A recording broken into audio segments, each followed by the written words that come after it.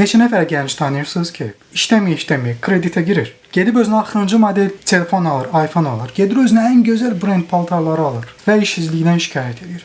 Ola bilməzmi ki, biz sadə geyinək, sadə telefonlardan istifadə eləyək, cəmiyyət bizlə bağlı nə düşünər demək əvəzinə özümüzə köklənək və o kreditə girmək məsələsini girək kreditə problem yoxdur. Amma girib kurs alaq, özümüzə yatırım eləyək, bura, işsiz qalmayaq.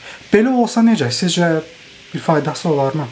Çünki biz dövlətdən, universitetdən, məktəbdən şikayət edəndə nə qədər haqlı olsaq da belə fərqi yoxdur. Bizim cibimizdə olmur.